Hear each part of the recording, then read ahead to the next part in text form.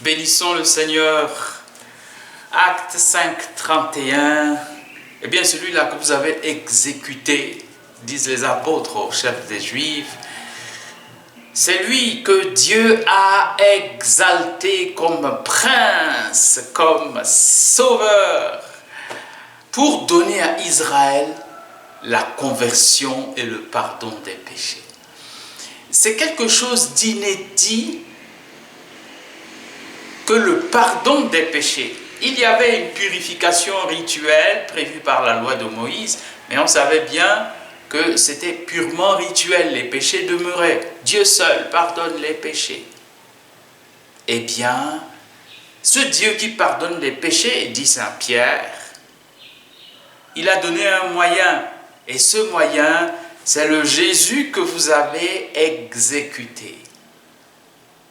Ce pardon des péchés ne se fait pas à la manière de la purification rituelle, c'est-à-dire, voilà, je suis pécheur, je fais le rite, je ne suis plus pécheur. Non. La conversion et le pardon des péchés. La conversion est essentielle, car le péché n'est pas extérieur, mais intérieur. Il est donc question d'une purification de l'être intérieur, d'un renouvellement de l'être intérieur. Ce renouvellement de l'être intérieur ne peut se faire que par l'adhésion de la liberté de cet être qui décide de se détourner du monde, de se détourner du mal, pour se tourner vers le bien, pour se tourner vers Dieu.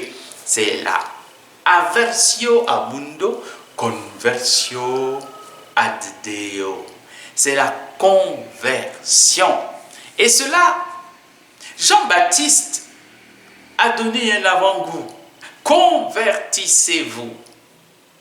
Une chose est de se convertir, d'abandonner ses actions mauvaises. Une autre chose est d'être effectivement purifié de ses actions mauvaises. Et cela, seul le sang de l'agneau.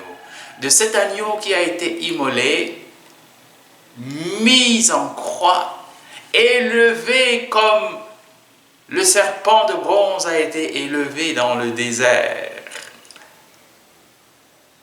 afin que quiconque met en lui son regard et sa foi soit sauvé. Voilà ce que Jésus est pour le salut du monde. Il est le salut du monde. La grâce de Dieu qui est venue afin que chacun puisse retourner vers le Père. C'est lui, acte 5, 31, que Dieu a donné pour offrir à Israël la conversion et le pardon des péchés. Et cela, nous en sommes les témoins. L'Israël nouveau va naître de cette profession de foi en Jésus-Christ.